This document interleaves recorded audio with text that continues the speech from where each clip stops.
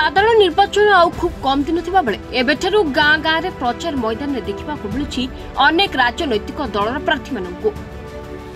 निर्वाचन रणांकन रे युद्ध करबा को प्रस्तुत होइकलेनी विभिन्न दलर नेता दलीय पृष्ठ रे सजी हेलानी गाँ दाट सेबेले हिंदो निर्वाचन मंडली रो पारिकुल जोन रो नुआगाँ पंजपड़ा पुणाकोट भली अनेक गाँ रे प्रचार आरंभ करथिलेनी हिंदो निर्वाचन मंडली रो बीजेडी विधायक प्रार्थी महेश साहू नवीन पट्टनायक लोकाभिमुखी योजना गुड़ी को मुद्दा करी लोकमान पाखरे पहुंचुंट बाइक शोभायात्रा सांग को महेश भाई जिंदाबाद नारा कंपुछि पूरा प्रचार मैदान तेज आगामी दिन में अंचलवासी विजंता दल को भोट देवाई नवेदन कर नेता कर्मी नवीन तो विकास को लेकर कार्यक्रम करुँच देखी अतीत शिक्षानुष्ठान रूपांतरीकरण रास्ताघाट निर्माण मठ मंदिर मस्जिद उन्नतीकरण ए बाबद आप देखी विकास कथा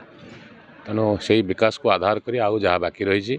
राज्य सरकार योजना केंद्र लोकों पाखे पहुँचब आउ बाकी अंश जोटा विकास है नहीं ता प्रति केंद्र जत्नवान हम से दायित्व देखिए आमको पठे भोटर मान भोटर मान तो मत भल पाती 2019 मसीह सब सर्वाधिक भोट मत देकर मत दिल्ली दरबार को पठे तेणु विधायक हिसाब से आदर अच्छी निश्चिंत भाव मत आशीर्वाद करेंगे विश्वास अच्छे मोर निश्चित भाव में सर्वप्रथम समस्त को स्वागत जनइबी विजु जनता दलर समस्त भोटर एवं कर्मी मान माननीय मुख्यमंत्री इंकर कार्य एवं तांकर जो योजना सब लोकों पाखे पहुँची लोक मैंने ग्रहण करिसेंती जे माननीय मुख्यमंत्री व्यतीत आमर सेवार कहीं नियोजित हो पारे ना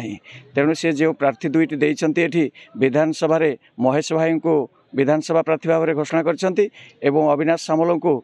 एमपी भाव में घोषणा करछंती तेणु आपण माने आज आमर रैली चली पारिकुल अंचल तेणु पारिकुल अंचल 1 नंबर जोन रे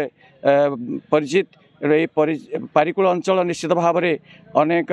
आगे रही विजु जनता दल एवं विपुल संख्यार निश्चित भाव में जययुक्त हे तिलेमात्र संदेह नहीं।